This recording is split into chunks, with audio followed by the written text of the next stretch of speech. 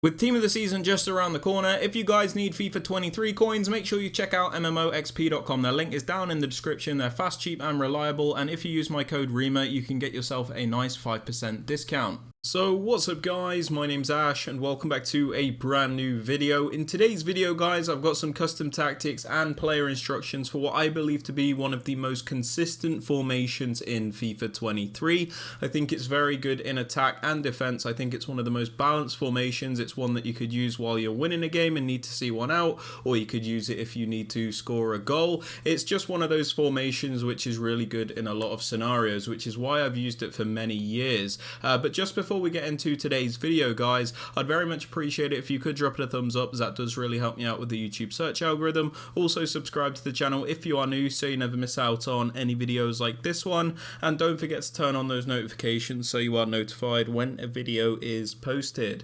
And with all that aside guys, let's get right into today's video. Okay guys, so starting off with the custom tactics. For the defensive style, I like to use this on balance. This is the same for every formation that I use really, and the reason for this is it's just the most controlled. You have the best control over your defenders, you're able to press when you need to press, but then you're also able to be a bit more passive when you need to be also. So it does just give you the better control over your players, which is very important if you want to be one of those better players. Now moving on to the defensive width, I like to have this on 45, but it's not a direct requirement. I suggest anything between 40 and 50, 50 being wider and 40 being more narrow. I kind of like to go in between, so we still have like a primary narrow defense, so we get to block all those attacks through the center and be as solid as and compact as possible, but then we also have that bit of width, so if somebody does try and go down the wings, we're also able to reach those areas. I think it's more important to be naturally narrow than it would be to, let's say, have a higher width and be wide, because I think it's important to block those attacks through the middle primarily. Now moving on to the depth guys, I like to have this on 55. The reason I have it on 55 specifically is because the defensive line isn't too deep to the point where we're always getting pinned back and we're just having constant pressure piled onto us, and it's also not a super high defensive line, so we're not always going to get through balled and broken down very easily. It's kind of like in between, where sometimes the defensive line will be a little bit higher and then other times it'll sit a little bit deeper, so we have a bit of a balance, and I do really like that. Now moving on to the build-up play guys, I do suggest having this on balance. Now the reason we have this on balanced is because it is the most suited for all types of FIFA 23 gameplay that you might experience. So as you guys are aware, FIFA 23 has very inconsistent gameplay. Sometimes it's fast gameplay, sometimes it's slow gameplay. Having this on balanced, it suits you up for all types of gameplays. Something like fast build-up is very good when the gameplay is fast and responsive, but it very rarely is. And if you're trying to use fast build-up with slow gameplay, your players are going to be moving quicker than you're able to pass to them, if that makes sense, because the inputs are delayed. So I think balanced is just the most controlled and the most suited for all types of gameplays. And on top of that, you're also able to like choose how you build up. Sometimes you can build up quicker, sometimes slower. It's just the best option in my opinion. Now moving on to chance creation guys, I suggest having this on direct passing. This is because it's the most meta option, where your attacking players will like bunch up against the defensive players, meaning you're able to do the really overpowered isolation plays, which is like the 1v1 scenarios where you take on one specific player, and you're also able to create those really easy chances as a result. Your players also make the movements to give you that extra passing option in the box, so you're able to guarantee those goals. Now if you don't like direct passing, the other thing I'd suggest is forward runs. Now forward runs pushes your team very far into your opponent's half, but just beware, if you lose the ball with forward runs, you're going to get counter attacks, which is why I do prefer direct passing.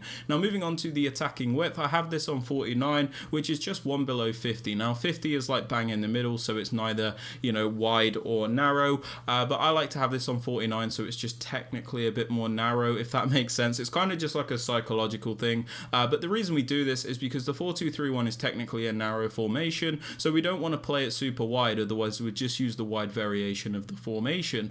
But by having this on 49, it means we're going to keep a primary narrow attack, but our players aren't going to be that narrow to the point where they're like sat on top of each other. So that is why I use that. Now moving on to players in box, I have this on 4, so we do get some players into the box, but at the same time we don't overcommit the entire team to the point where if we lose the ball we won't get counter-attacked. As for corners and free kicks, these are both on 1 because there is a corner kick routine that I use which requires both of these to be on 1. Moving on to the players you want to use, guys. In the striker position, I suggest going for a nice well-rounded player. This is because you have to compensate for the fact that there is 1 striker instead of 2 in this formation. So this 1 player kind of has to do the job of what 2 players would be able to do. Because, for example, in the 4-1-2-1-2, I would use a creator in one position and then a finisher in the other position. In this formation, you kind of have to get the balance all in 1 player, so this player is not restricted to 1 specific thing. So go for somebody with like very well-rounded attacking stats if possible, somebody that can shoot on either foot, maybe somebody with decent skill moves as well.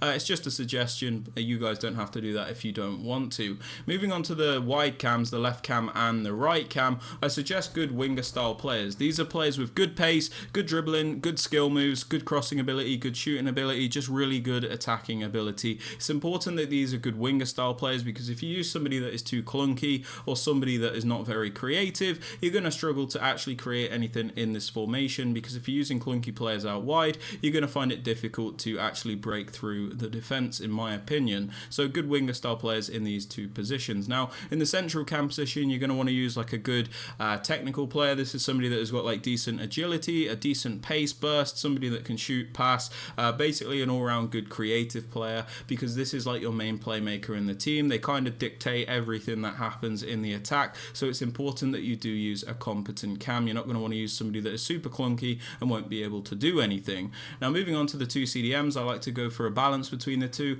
In the left CDM position, I have a more defensive player. This is somebody that is going to stay back, break up the play and add defensive security. The ideal work rate for this player is a medium-high work rate, so you get the maximum contribution in defense and they're not going to be too bothered about attacking. But if you can't get that perfect work rate, don't worry, just go for somebody with really good defensive stats in this position.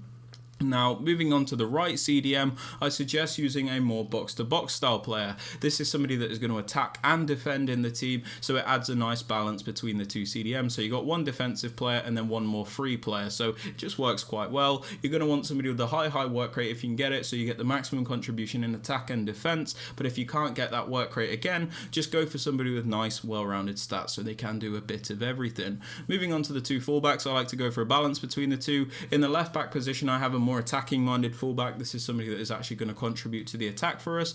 And then in the right back position, I have somebody that is a bit more defensively solid and somebody that is going to stay back. So that is what I do with the 2 fullbacks. And as for the centre backs and the goalkeeper, you're just going to want like the most meta players you can possibly get. There's not much to say about them, to be honest with you. Now lastly, moving on to the player instructions on the striker, I just have him on stay central. We have him on stay central because we don't want him drifting off into the wide areas. He is our only striker, so we always need him to be in those central positions, so he's always where the striker should be. Now I actually have him on mixed attack instead of getting behind, because if you put him on getting behind, you actually restrict this player's movement and they're always looking to do the same thing, which makes you very one-dimensional. If you put them on mixed attack, they get more involved in the build-up, which is very important in a formation like the 4-2-3-1. In my opinion. Now moving on to the central cam, we just completely leave him alone because this player has a bit more of a free role in this team. We don't want to restrict him with instructions because we want him to have that creative freedom, so we just leave him completely alone. For the right cam and the left cam, we just have them on get into the box or cross. The reason we do this is because if you don't have them on get into the box or cross and you have them on something like balanced crossing runs, they're very passive when they get to the penalty area. They almost just like sit and watch the attack in the penalty area. They don't get involved. So if you put them on get into the box cross, it means they're not going to be scared to commit into the penalty area and they're going to get more involved as a result, which is super useful. Moving on to the left CDM, the more defensive minded CDM, we have him on cut passing lanes, stay back while attacking and cover center. Cut passing lanes means he's always looking to break up the play and win the ball back for us, which will kickstart attacks. Stay back while attacking is pretty self-explanatory, means he's not going to go forward, he's just going to focus on defending because he is a defensive player. And we have him on cover center, so he does cover those central areas as opposed to the wings. Now moving on to the right CDM, the more box-to-box style player, we have him on default settings and then cover center. We have him on the default settings because, like I said, he's allowed to do a bit of everything, so we don't really want to restrict this player. And then we have him on cover center because we do want him to cover those central areas when he is defending. Now, moving on to the fullbacks, in the left back position where my more attacking fullback is, I have him on balanced attack and overlap. The reason we do this is because the 4-2-3-1 is obviously a more narrow formation, so sometimes we need to get that wider option, which is why we commit this fullback forward, because he's there to add a wider option. That is why we use the overlap run type. So balanced attack and overlap on your more attacking fullback. I get asked this a lot. Does it have to be the left back? No. If your more attacking minded player is the right back, feel free to use your right back on balanced attack and overlap, and then just switch this guy to stay back while attacking. But moving on to the right back, in my case, the more defensive minded player, we have him on stay back while attacking and overlap. We have him on stay back while attacking, so we at least have 3 defenders back at all times, making us as defensively sound as we can be. And then we have him on overlap because let's say I do trigger a run forward with him with L1, it means he's going to make the overlapping runs as opposed to running narrow. As for the centre backs and the goalkeeper, these are on default settings and I do not touch them. But yeah guys, they're my custom tactics and player instructions for the 4-2-3-1 narrow. If you guys have enjoyed or found this useful, I'd very much appreciate it if you could drop it a thumbs up, subscribe to the channel if you are new so you never miss out on any videos like this one, and don't forget to turn on those notifications so you are notified when a video is posted. And with all that aside guys, I hope you have a fantastic rest of your day, and I will catch you all in the next one. Peace.